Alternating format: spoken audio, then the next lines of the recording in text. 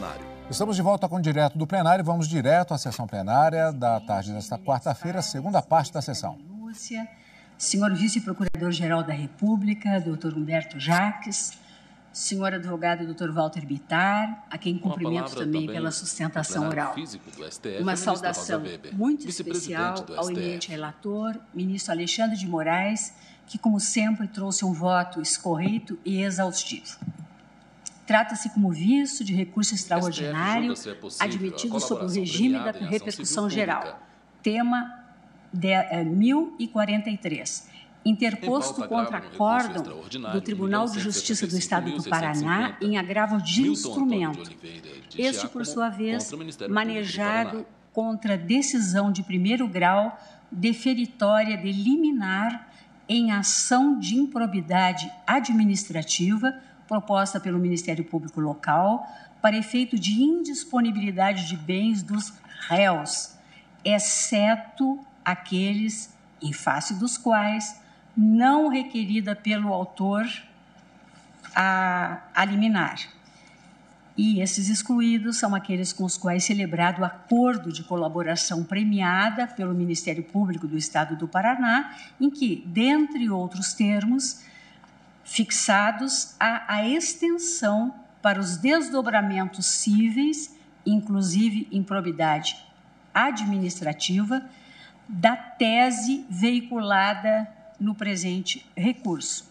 Ou seja, os efeitos da colaboração em termos de concessão de privilégios relacionados às possíveis punições aplicados aos envolvidos esgotar-se-iam no âmbito penal, de modo que a pretensão de ressarcimento civil dos danos ao erário em improbidade, como requerido no presente caso, deveria ser processada uniformemente.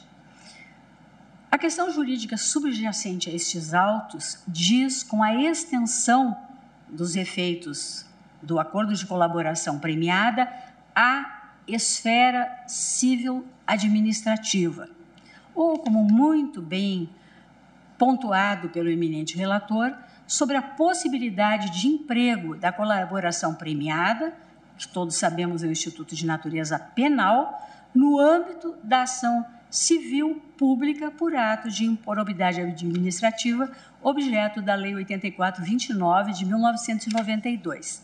Apontam-se neste recurso como afrontados os princípios da legalidade e da imprescritibilidade da pretensão de ressarcimento ao erário, bem como a legitimidade concorrente para a propositura da ação de improbidade. Vale dizer, Constituição Federal, artigos 5º, inciso 2, 37, parágrafo 4º e 5º e 129, parágrafo 1º. Eu vou fazer um brevíssimo resumo do meu voto. Juntarei a declaração escrita aos autos, senhor presidente. Apenas destacando o fato destacando algumas notas conceituais relativas à colaboração premiada, que não é demais serem enfatizadas, senhor presidente. Sabemos que o acordo de colaboração premiada, segundo a melhor doutrina no plano da feminologia jurídica, é um negócio jurídico bilateral cujas características equivalem à de um contrato oneroso. Seu suporte fático apresenta como elemento nuclear a vontade exteriorizada de duas partes imbuídas de interesses contrapostos, que definem, no espaço negocial pré-delimitado pelo ordenamento, as consequências jurídicas emanadas do ajuste. Prevalece o entendimento de que se cuida de negócio jurídico de natureza processual, com repercussão, porém, na esfera do direito penal. A disciplina legal da colaboração premiada impõe, em observância ao modelo acusatório constitucionalmente consagrado, uma posição de distanciamento do julgador do processo, de composição entre as partes pactuantes, cabendo-lhe precipuamente, quando da homologação do acordo, a análise de seus aspectos formais. Nessa fase processual, a homologação do acordo, o julgador não emite qualquer juízo de valor sobre as declarações prestadas pelo colaborador e, consequentemente, sobre a eventual culpabilidade dos delatados. no que diz com as cláusulas acordadas, os contornos da análise judicial são estritamente delimitados pelo arcabouço legal, o qual regula um olhar voltado à apuração da regularidade, da legalidade, da adequação dos benefícios pactuados e dos resultados projetados, assim como da voluntariedade da manifestação de vontade do colaborador. E aqui eu me reporto especialmente, senhor presidente, ao HC 127.483, onde esse plenário assim fixou, sob a relatoria do eminente ministro Dias Toffoli, isso ainda em 2016. Em síntese, prossigo, pode-se dizer que, uma vez preenchidos os requisitos de validade atinentes a todo e qualquer negócio jurídico, o acordo submete-se, nesse juízo de estrita delibação, a um mero teste de compatibilidade entre suas cláusulas e a legislação de regência. Em qualquer hipótese, todavia, a limitação cognitiva do julgador em relação ao conteúdo das declarações prestadas e das provas apresentadas não confere às partes pactuantes irrestrita margem de atuação, impondo-se nas cláusulas por elas avançadas a observância dos limites do ordenamento jurídico. A discussão que se trava nesses autos, por óbvio, senhor presidente, não tem importância meramente acadêmica, servindo como pano de fundo ao equacionamento de questões de ordem prática intimamente relacionadas com a extensão e o alcance das atribuições dos órgãos de acusação no pactuar das cláusulas do acordo de colaboração premiada. Tanto que o tratamento da temática evoluiu, o eminente relator muito bem destacou, no decorrer do tempo, com uma progressiva delimitação legal dos contornos da delação e da colaboração premiadas, desde as iniciais previsões na Lei 7492, de 86 ainda, sobre os crimes contra o sistema financeiro, passando pelo artigo 159, parágrafo 4º do Código Penal, com a redação da Lei 9269 de 96, no caso da extorsão mediante sequestro, e também pelo artigo 1º, parágrafo 5º da Lei 9613 de 98, lavagem de dinheiro, além da Lei 9807 de 99, quanto à proteção aos réus colaboradores, ainda o artigo 41 da Lei 11.343 de 2006 sobre tóxicos, até a disciplina atual, dada pela Lei 12.850 de 2013, sobre as organizações criminosas, com a redação conferida pela recentíssima Lei 13.964 de 2019, que é o chamado pacote anticrime. Assim, temas que antes estavam a descoberto de regulação foram sendo progressivamente contemplados no arquétipo normativo, o que vem trazendo a reboque estabilidade e segurança aos negócios jurídicos processuais. Atualmente, a sistemática da Lei 12.850 de 2013 optou por não enclausurar as atribuições das partes processuais em dispositivos taxativos, e sim estabelecer como limites de atuação aquilo que não pode ser objeto de entabulação autônoma, demandando necessário e indispensável pronunciamento jurisdicional.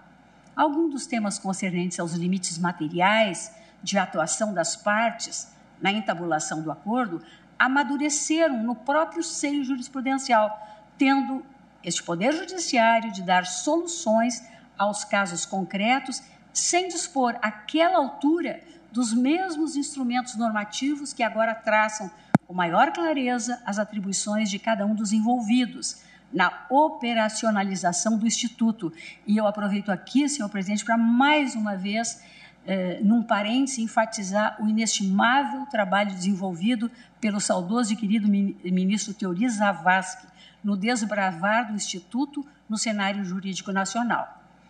Como destaquei e reitero, a legislação não estabeleceu rigidamente as cláusulas e as atribuições de cada parte no acordo. Ao contrário, apenas fixou restrições de objeto. Eu tenho me manifestado, senhor presidente, no sentido de que há margem de negociação entre o Ministério Público e o agente colaborador, ainda que as cláusulas do acordo e as obrigações dele decorrentes encontrem limites, em especial quanto à dosimetria da pena, o regime inicial de cumprimento de pena, suas regras e requisitos de progressão e as hipóteses e forma de suspensão de prazos prescricionais, bem como sobre a renúncia a direito de impugnação. Reconheço, portanto, a possibilidade da entabulação de cláusulas e fixação de sanções premiais não previstas expressamente em lei. E aí, senhor presidente, eu faço esses registros todos em função de ter se invocado como um dos pilares da impugnação, versado no recurso, o princípio da legalidade, né? Artigo 5º, 2º da Constituição Federal. Vale relembrar, presente este contexto, que o cânone geral da boa-fé objetiva, hoje positivado no artigo 422 do Código Civil, traduz norma de comportamento que impõe inter alia às partes contratantes o dever de não sonegar informações relevantes a respeito do objeto e do conteúdo do negócio. Inegável nessa perspectiva que a cláusula da boa-fé objetiva é inerente ao devido processo legal consensual, estruturado que é sobre o princípio da autonomia da vontade e pela nota de confiança vigente entre as partes contratantes, cujos comportamentos não podem se revelar contraditórios, tal como este plenário assentou ao julgamento da PEC 7074, sob a relatoria do ministro Edson Fachin, julgamento concluído ainda em junho de 2017. Nessa perspectiva, senhor presidente, consagra a lei uma espécie de pacto de verdade com o colaborador, que, se quebrado, acarretará a perda dos benefícios acordados, além de sujeitar o agente faltoso à persecução penal pelo delito de denunciação caluniosa, objeto do artigo 19 da Lei 2.850 de 2013. No entanto, o respeito à eticidade negocial deve ser aferido nos limites do objeto pactuado, máximo porque essa norma de comportamento, ao impor deveres colaterais de cooperação, de lealdade e de informação aos sujeitos pactuantes, objetiva alcançar, na seara contratual, o fiel adimplemento das obrigações acordadas pelas partes contratantes, prestigiando os princípios da confiança, na dimensão da previsibilidade em relação ao acordo assumido pelo Estado e da boa-fé objetiva no direito, consoante cristalizado na Lei 2.850 de 2013, assinalo que o Estado não pode agir de modo contraditório. Assim, uma vez firmado, como no caso ora em análise, que o acordo de colaboração premiada terá efeitos para todas as esferas judiciais, reputo absolutamente ilícita, tal como entendeu o eminente relator, a conduta adotada pelo Ministério Público do Paraná e chancelada pelo Poder Judiciário local. Tal entendimento pode ser extraído, inclusive, do paradigmático HC 127.483, Paraná, no qual ressaltada a importância dos postulados a que me referi.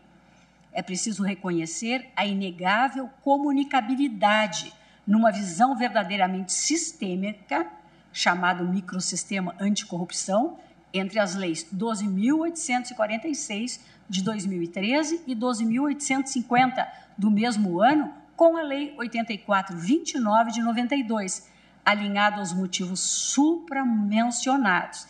E essa inegável comunicabilidade, esse microsistema de anticorrupção, leva-me a reputar constitucionalmente lícita a extensão e harmônica com a Carta, a extensão dos efeitos do acordo de colaboração premiada para todas as esferas judiciais.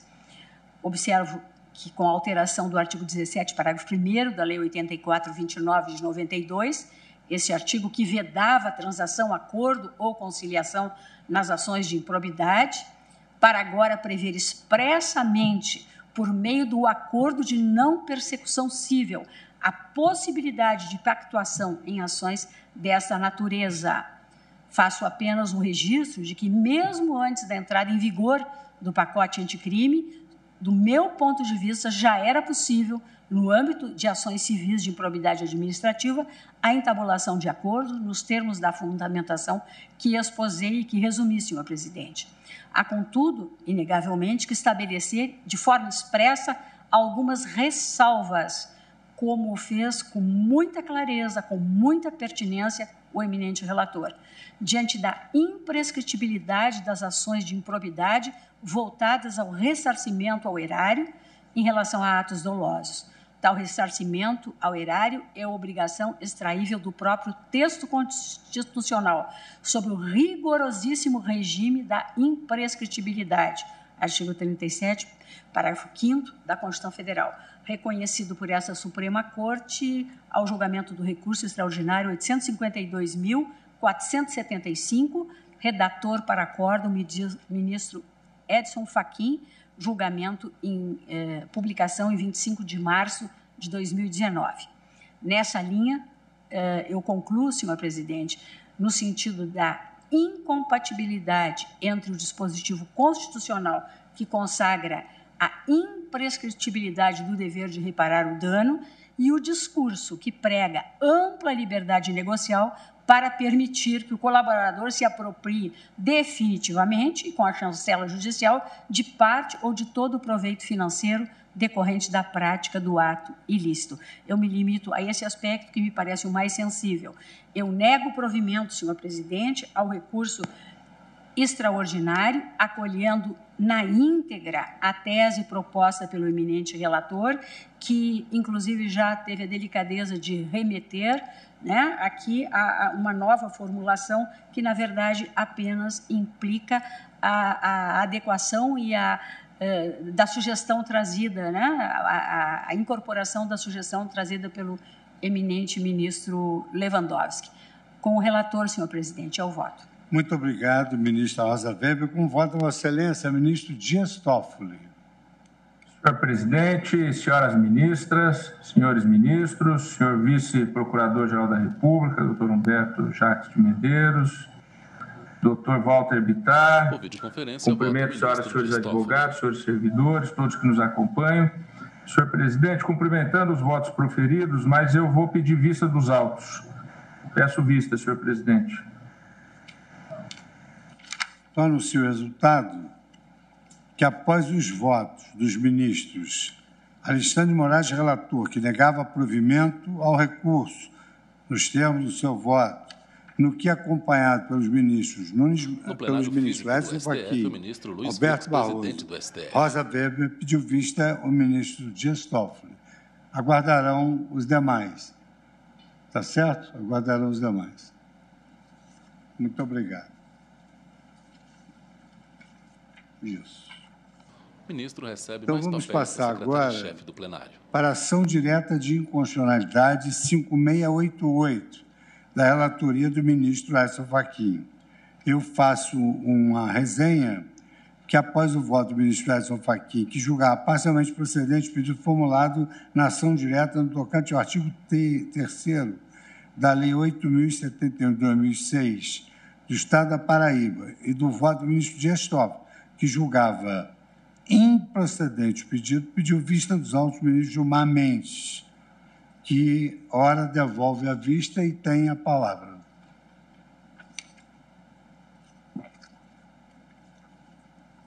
Senhor presidente, boa tarde novamente. Boa tarde. Trata-se de ação direta com pedido de medida cautelar ajuizada em 5/4 de 2017 pelo Conselho Federal da Ordem dos Advogados em face dos artigos 3º, 4º e anexo único da Lei 8.071 de 2006 do Estado da Paraíba, que alteram valores das custas judiciais devidas ao Estado, e artigo 1º da Lei 6.682 de 98, que instituiu a taxa judiciária do mesmo Estado. Argumenta a requerente que as normas apontadas, ao realizarem aumento que varia de 7% a 150% do valor outrora cobrado das taxas judiciárias, transgridem os artigos 5º, inciso 35 e 55, além do artigo 145, parágrafo 1º, combinado com o inciso 2 e artigo 154, todos da Constituição Federal, sem olvidar os postulados da proporcionalidade e razoabilidade. Defendo que, enquanto o valor máximo a ser pago a esse título passou de R$ 23.205 a R$ 41.769, representando aumento de 80%, estando as custas judiciais paraibanas entre as mais altas de todo o país. Ao apontar ainda a existência de bis in idem, sob o raciocínio de que as taxas judiciárias possuem como fato gerador a utilização dos mesmos serviços das custas, aduz. No caso em apreço, verifica-se que, ao criar a taxa judiciária, artigo 1º da Lei 6.782, de forma que ela incidisse sobre o mesmo fato gerador, serviço judiciário, o legislador elevou de inconstitucionalidade a lei paraibana, onerando excessivamente o contribuinte. Trata-se de determinação que viola o princípio do não confisco. Isso porque, somando-se a incidência da taxa judiciária e das custas, alcança-se um valor exorbitante a ser recolhido. Configura-se, portanto, um montante que não corresponde à contrapartida prestada, motivo pelo qual a previsão legal que cria a taxa deve ser declarada inconstitucional. Com a nova lei, as taxas judiciárias passaram a ter um teto de 900 UFIR, ou UFRs, o que representa valor de R$ 41.769 e significa um aumento de 350%. O relator aplicou o rito do artigo 12 da Lei 9868, a Assembleia do Estado da Paraíba defendeu a constitucionalidade das normas utilizadas, por sua vez o governador do Estado da Paraíba, advogando a constitucionalidade da norma, arguiu a existência de coisa julgada diante do areste da DIN 2078 desta Corte, ao argumentar que as disposições impugnadas respeitam as diretrizes consagradas por esta Corte, além disso, a previsão de gratuidade da prestação de serviço jurisdicional às pessoas financeiramente vulneráveis resguarda o acesso à justiça. A Advocacia Geral manifestou-se pelo não conhecimento parcial da ação e pela improcedência do pedido. E a Procuradoria-Geral, em seu parecer, manifestou-se pela procedência, em parte, do pedido no tocante ao artigo 3º da Lei 8.071, sob os seguintes fundamentos. A modificação do teto de 200 para 900 UFRs representou um aumento de 350%. A mudança fez com que, por exemplo, uma causa de 60 mil UFRs alcançasse pela legislação anterior o teto de 700 UFRs de custas e taxas judiciárias somadas. Pela lei nova, essa mesma causa gerará 1.800 UFR de custas e taxa judiciária. A majoração exorbitante do teto da taxa judiciária, sem correspondente incremento no custo da contrapartida estatal e sem outra justificativa aparente, revela-se incompatível com os postulados da proporcionalidade, proibição de excesso e da razoabilidade e moderação estatal, diz a Procuradoria. O relator apresentou o voto no sentido de conhecer a ação para, no mérito, julgá-la procedente, em parte, declarando a inconstitucionalidade do artigo 3º da Lei Estadual 8.071. Após o voto do ministro Toffoli, que julgava improcedente o pedido, pedi vista dos autos para um exame mais aprofundado da matéria. Com devida vênia, adianto que acompanhe em boa medida o voto do ministro Edson Fachin, mas compreendo que pode haver outras inconstitucionalidades que devem ser declaradas, conforme passo a expor. E digo o seguinte, transcrevo os dispositivos. Eis o teor dos dispositivos impugnados. Lei 6.682, 98, fica instituída a taxa judiciária, que tem como fato gerador a utilização dos serviços judiciais, compreendendo os processos de conhecimento, de execução cautelar e procedimentos especiais de jurisdição contenciosa ou voluntária. Considera-se ocorrido o fato gerador no ato da distribuição do feito. E a Lei 8.071, o parágrafo 1º do artigo 2º da Lei 6.682, passa a viger com a seguinte redação.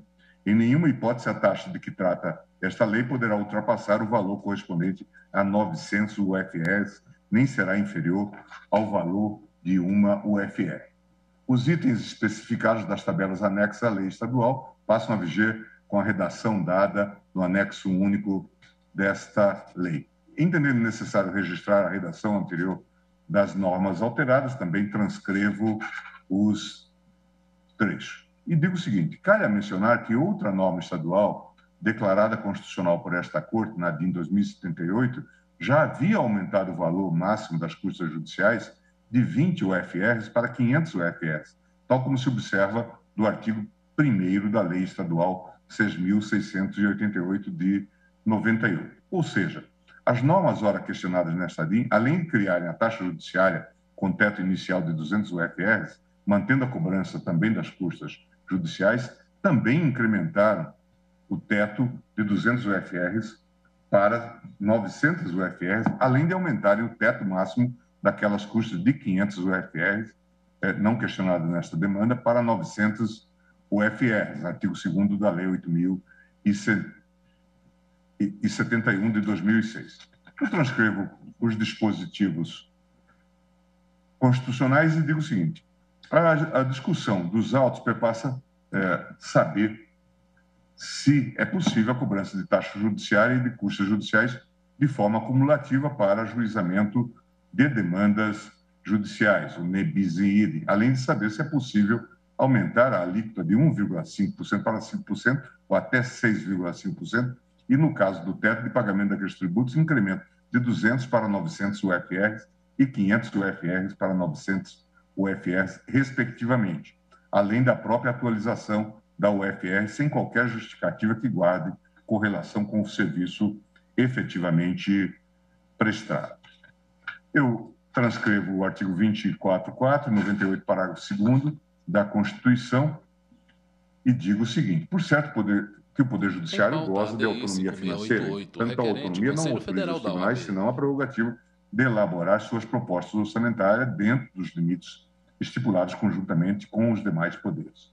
Além de ser competência concorrente da União e dos Estados e do Distrito Federal legislar sobre custas de serviços forenses, há que se diferenciar a taxa judiciária advinda da prestação de serviço público específico e divisível dos emolumentos, custas processuais em sentido estrito, estes últimos que guardam correlação com a prestação de serviços de particulares em colaboração ao poder público. É importante lembrar que a jurisprudência do Supremo já se firmou no sentido de que custas e emolumentos têm a natureza jurídica de taxa, estando, portanto, o produto de sua arrecadação afetado ao custeio de serviços públicos relacionados especificamente com as atividades dos serviços que remuneram. Eu cito a DIN 948, da relatoria do ministro Francisco Rezec, a DIN 1772, da relatoria do ministro Carlos Veloso. E digo, vê-se, pois, que esta Corte assentou que a taxa judiciária e as custas processuais são tributos inseridos na modalidade de taxa pela prestação de serviço público específico e divisível, que está previsto no artigo 145.2, combinado com o parágrafo 2º da Constituição. Dessa forma, a cobrança deve ser diretamente proporcional ao custo da atividade colocada à disposição ou prestada pelo Estado, devendo ter limite razoável, sob pena de inviabilizar o acesso à justiça. Em outras palavras, a alíquota, a base de cálculo, bem ainda o limite máximo da cobrança, devem necessariamente guardar correlação direta com a atividade estatal. Não é outro entendimento desta Corte, na lavra do voto do decano, do nosso antigo decano, ministro Celso de Mello, em observância na espécie da relação de razoável equivalência que necessariamente deve haver entre o valor da taxa e o custo do serviço prestado ou posto à disposição do contribuinte, ofensa aos princípios constitucionais da não confiscatoriedade, artigo 154, e da proporcionalidade, artigo 50, quinto inciso 54. Esta foi a decisão na DIN 2551. Parte da discussão travada nesses autos foi aventada também na DIN 2078, da minha relatoria, em que se disse: em caso não vislumbre o óbice na fixação da taxa judiciária no percentual de 1,5%. Inclusive, é de se notar que o valor estipulado pelo Estado da Paraíba pouco destoa de hipótese já julgada por esta Corte, ao declarar constitucional taxa judiciária fixada pelo Estado de Mato Grosso em alíquota de 1%. E, importante transcrever meu voto naquele julgamento para assentar que estávamos diante de alíquota de 1,5%, sendo legítima a utilização do valor da causa ou da condenação para fins de cálculo da taxa judiciária, desde que mantida a correlação condizente com o serviço prestado, sem olvidar que havia limitação expressa para os valores máximos a serem pagos a título de taxa judiciária, assim como a parametrização equivalente dos valores, razão pela qual concluí àquela época e diante daquele cenário fático, não haver qualquer violação ao princípio da proporcionalidade, igualmente por haver a razoabilidade da alíquota nos termos da ADIM 2040, da relatoria do saudoso ministro Maurício Correia. Para estabelecer a diferenciação entre as taxas judiciárias e as custas judiciais, cito o importante precedente desta Corte no julgamento da medida cautelar na ADIM 1926, cuja ementa descreve, da relatoria do ministro pertence. A ADIM, medida cautelar, não se defere, embora plausível a arguição, quando dado o consequente estabelecimento da eficácia da legislação anterior, agravaria a inconstitucionalidade denunciada. É o caso em que se suspende, por aparentemente desarrazoada, a limitação das custas judiciais a 5% da causa, seria restabelecida a lei anterior que tolerava até 20%. Custas de serviço forense, matéria de competência concorrente da União e dos Estados, donde restringisse o âmbito da legislação federal ao estabelecimento de normas gerais, cuja omissão não inibe os Estados, enquanto perdure, de exercer competência plena a respeito. Custas judiciais são taxas do que resulta, ao contrário do que sucede aos impostos, a alocação do produto de sua arrecadação ao Poder Judiciário, cuja atividade remunera, e nada impede a afetação dos recursos correspondentes a determinado tipo de despesa, no caso as de capital, investimento e treinamento de pessoal da Justiça, cuja finalidade tem inequívoco liame instrumental. O seu setor pertence à DIN 1926, Tribunal Pleno. É importante atentar que a alíquota de 5% somente foi mantida porque o efeito repristinatório da declaração de inconstitucionalidade levaria ao retorno da alíquota anterior de 20%, razão pela qual a cautelar foi indeferida. Acerca da coexistência das taxas judiciárias e das custas, inexistindo, consequentemente, violação ao postulado do ne bis idem, cabe a transcrever as seguintes emendas. Eu transcrevo os embargos de declaração conhecidos na AI 309.883, embargos de declaração da relatoria do ministro Moreira Alves, e mais recentemente no RE 594.116, da relatoria do ministro Edson Fachin, que se assentou que a despesa com porte de remessa e retorno não se enquadra no conceito de taxa judiciária, uma vez que as custas do serviço forense se dividem em taxa judiciária e custas em sentido estrito. E cita-se este agravo de instrumentos nos embargos declaratórios 309.883. Diante desse cenário, ao que parece, da jurisprudência desta Corte, inexiste bitributação na coexistência da cobrança de taxa judiciária e das custas judiciais. Contudo, persiste a necessidade de saber se o aumento das alíquotas e dos tetos de cobrança da taxa e das custas são proporcionais e se dificultam o acesso à justiça. Considero que o vício de inconstitucionalidade substancial decorrente do excesso de poder legislativo constitua um dos mais tormentosos temas do controle de constitucionalidade odierno. E repasso, então, essa questão sobre a proporcionalidade, senhor presidente, e seus parâmetros, para dizer o seguinte: sem maiores delongas, considero desproporcional o aumento do teto de pagamento da taxa e das custas de 200 para 900 UFRs e de 500 UFRs para 900 UFRs, respectivamente, sem qualquer justificativa que guarde relação com o serviço prestado. Não há dúvida de que o aumento do valor máximo das custas judiciais, com alíquotas que variam de 5 a 6,5, saiu de 500 UFRs, cerca de 23.205, atingindo 900 UFRs, 41.769. Ambos valores da época do ajuizamento da DIN, quantia atualizada para 49.446 até o mês de maio de 2021. São R$ 54,94 para cada UFR.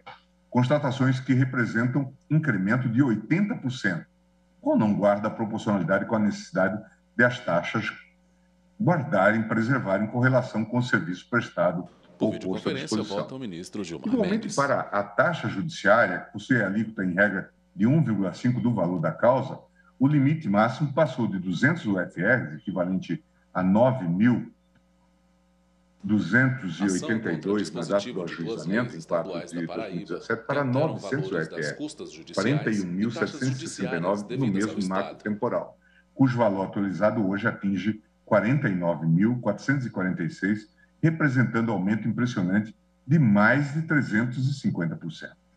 Em outras palavras, não me parece que haja proporcionalidade na existência de duas formas de incremento na arrecadação tributária, uma pela atualização mensal da própria UFR e outra pelo aumento desarrazoado do teto de cada exação, custos e taxa judiciária, sem olvidar a possibilidade de incidência cumulativa, taxa e custas judiciais. No caso dos autos, além das custas e a taxa judiciária totalizarem praticamente R$100 mil, basta verificar o aumento da UFR Paraíba desde o ajuizamento desta ADIM, 4 de 2017, até o presente mês de maio de 2021.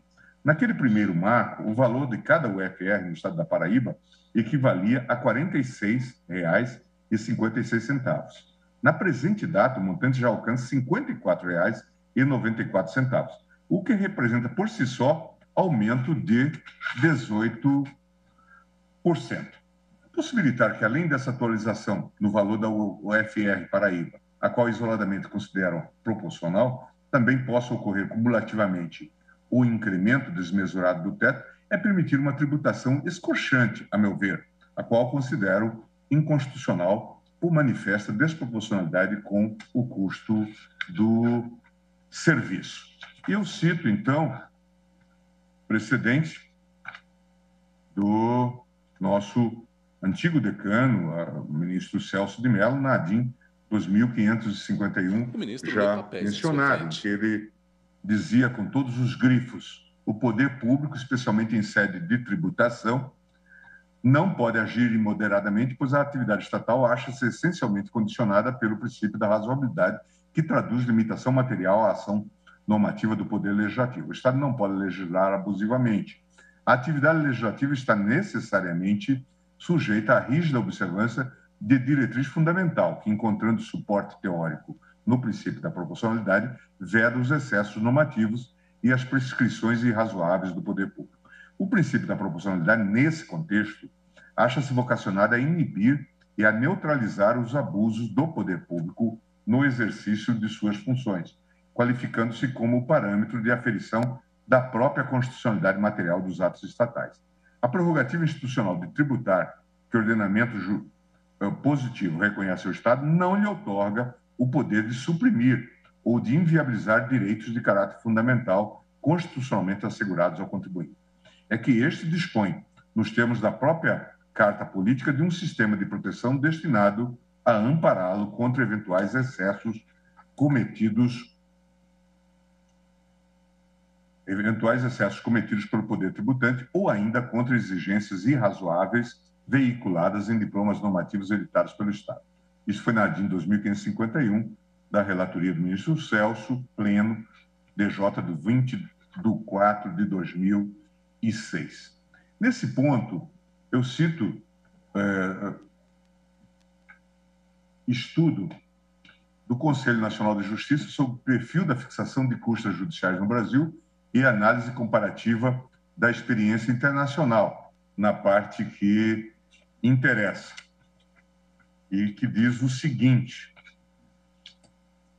tal cotejo entre os valores de custas e indicadores socioeconômicos relevantes como IDH, PIB, per capita e percentual de pobres revela situações paradoxais e preocupantes. Unidades da federação relativamente mais ricas em comparação com as demais praticam valores de custas mais baixos.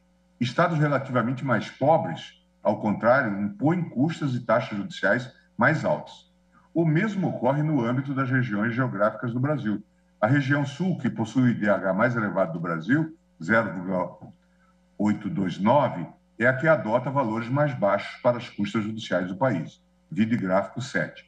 Em contrapartida, a região nordeste, que possui IDH o mais baixo do Brasil, 0,720, é a região que pratica valores médios mais altos para as custas.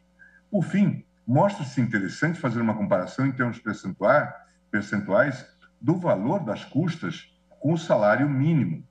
Apesar de não ser propriamente um indicador socioeconômico, o salário mínimo é um referencial importante na medida em que possui um valor nacional e, de certa forma, representa um parâmetro de renda importante em termos de acesso à justiça.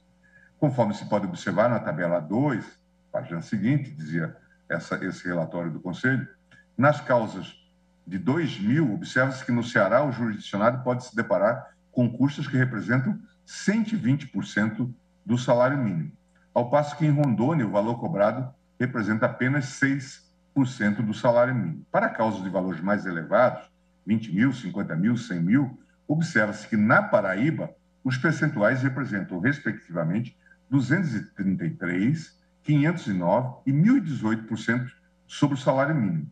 Valores similares são encontrados no Piauí, 208%, 466% e 912%, respectivamente.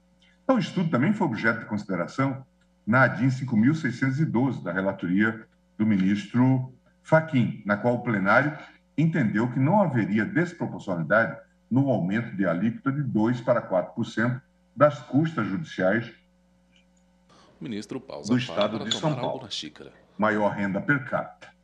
Não é à toa que, apesar de ser um dos estados mais pobres em relação ao PIB per capita, os valores cobrados a título de custas judiciais está entre os mais caros de todo o país, na faixa equivalente às causas cujos valores das causas ultrapassem R$20 mil, segundo o mesmo levantamento produzido pelo Conselho Nacional de Justiça.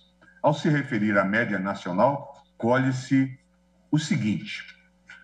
Por outro lado, a Paraíba e o Piauí adotam os valores mais elevados que destoam, inclusive, dos valores médios praticados em vários outros estados.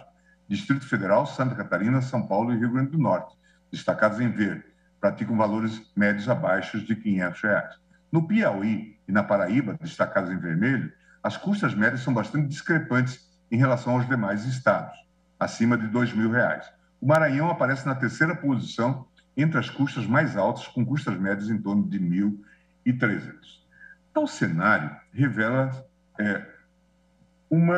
a meu ver, uma completa inversão do postulado da capacidade econômica do contribuinte previsto no artigo 145 da Constituição, na medida em que as maiores cobranças da média nacional das custas e taxas judiciárias oneram a população sabidamente, em princípio, de menor capacidade contributiva, indo na contramão dos objetivos fundamentais da nossa República de promoção da redução das desigualdades sociais e regionais, tal como prevê o artigo 3º da Constituição.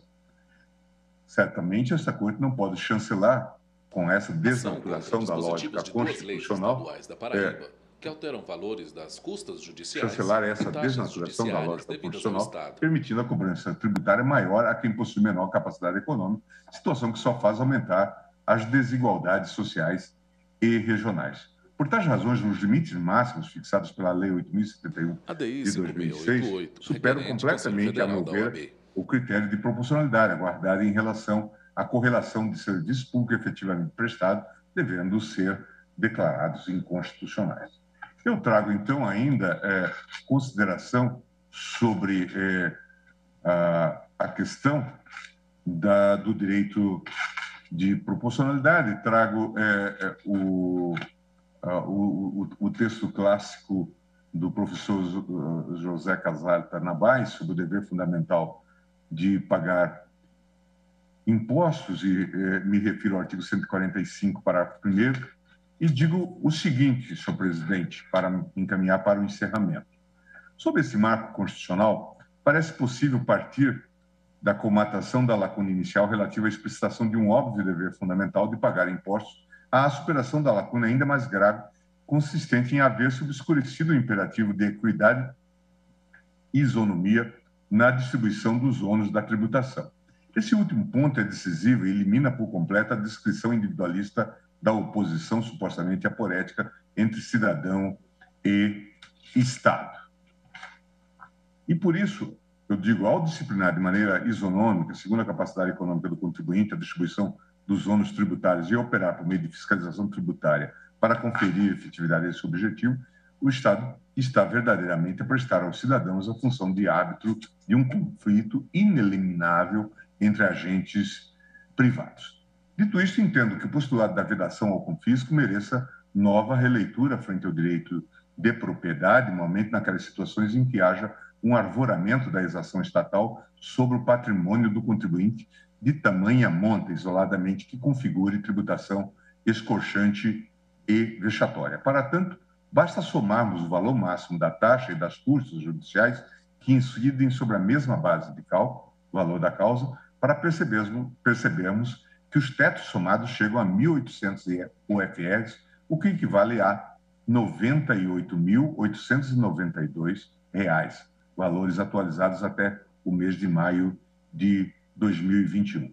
Por isso, com as vênias devidas em caso, essa capacidade econômica já é verificada pela progressividade das alíquotas e respectivas faixas de cobrança, além da própria atualização do valor da UFR do Estado da Paraíba, a qual é realizada de forma mensal na forma do artigo 3º da Lei 5.672 de 1992. Aumentar, no caso das custas judiciais, o teto de 500 UFR para as taxas, artigo 1º da Lei Estadual 6.688, para 900 UFR, artigo 2º da Lei 8.071, e para as taxas judiciárias de 200 UFR para 900 UFR, aliada à atualização mensal da própria UFR Paraíba, a meu ver, equivale à atuação estatal que viola, inclusive, o direito à propriedade, tal como vedação ao confisco, calhando reiterar que a unidade fiscal de referência é atualizada mensalmente pelo Poder Executivo Estadual. Por isso, tenho como inconstitucional também o artigo 2º, bem ainda a linha T da tabela B do anexo, ambos da Lei 8.071, a qual estabelece o alargamento de teto das taxas judiciárias de 200 UFR para 900 UFR e das custas judiciais de 500 UFR para 900 UFR, sem qualquer medida justificadora para ambos. Ao fim, como medida de segurança jurídica, registro que, diante do efeito repristinatório da declaração de inconstitucionalidade, retorna-se para as custas judiciais o limite máximo de 500 UFR estabelecido pelo artigo 1º da Lei Estadual 6.688, ao passo que, para a taxa judiciária, o patamar de 200 UFRs. Por isso, estou votando, presidente, por declarar a inconstitucionalidade do artigo 3º e apenas em parte no que se refere ao artigo 4º para excluir a linha T da tabela B do anexo, ambos da Lei 8.071, 2006, e por arrastamento do artigo 2º da mesma lei estadual. Para evitar qualquer discussão envolvendo repetição de indébito e antevendo alegações de déficit fiscal, nesse contexto de mais de meia década de crise econômico-financeira, presentes os requisitos do artigo 97 da Lei 9868, propõe a modulação dos efeitos do presente julgamento, se for o caso, para declarar a inconstitucionalidade com efeitos ex nunc, mantendo a possibilidade dessa declaração retroagir apenas para eventuais discussões judiciais em curso ajuizadas até a presente data. Portanto, eu vou um pouco além do voto do eminente relator para estender também ao artigo 4º, para excluir a linha T da tabela B do anexo, ambos da Lei 8.071, e por arrastamento do artigo 2º da mesma lei estadual. É como voto. Quer dizer, Vossa Excelência vai mais além, mas também declara parcialmente procedente em relação ao artigo 3º, ministro Gilmar? Artigo 3º. Declarar a inconstitucionalidade do artigo 3º. Tá. Então, presidente. Pois não, ministro Fachin. Apenas como relator, se Vossa Excelência me permitir. Vossa Excelência está com a palavra. Senhor presidente, eminentes pares, eu gostaria de, muito sinteticamente, após ouvir o voto do eminente ministro Gilmar Mendes, estou convencido de que comungamos das mesmas premissas e a conclusão mais dilatada que Sua Excelência traz é coerente também com as premissas que eu elenquei. Eu estou aderindo às conclusões que o eminente ministro Gilmar Mendes traz à colação. Com isso, elimina-se qualquer dúvida sobre a apreciação da inconstitucionalidade quanto a esse desproporcional aumento que houve no estado da Paraíba. Portanto, saudando o eminente ministro Vistório, eu estou reajustando o voto para acolher as conclusões de Sua Excelência. Então fica bem mais simples, porque aí podemos já anunciar que até então nós temos os votos do ministro Edson Fachin e Gilmar Mendes, julgando parcialmente procedente nos termos do voto retificado do relator, e o voto do ministro Dias Toffoli, que julgava improcedente o pedido. Senhores ministros, faltam 8 votos. São 17h59. Falta 1 minuto para terminar a sessão. Eu tenho as audiências normais da presidência marcadas a partir das 18 horas. De sorte que eu vou realocar esse feito para uma outra data e, desde já, desejando a todos os senhores um bom feriado, um momento de oração nesse momento difícil do Brasil e compatível com o feriado que nos impõe uma reflexão bastante profunda, cada um de acordo com a sua fé, e desejar também aos colaboradores esses mesmos votos. E, com isso, eu declaro encerrada a sessão.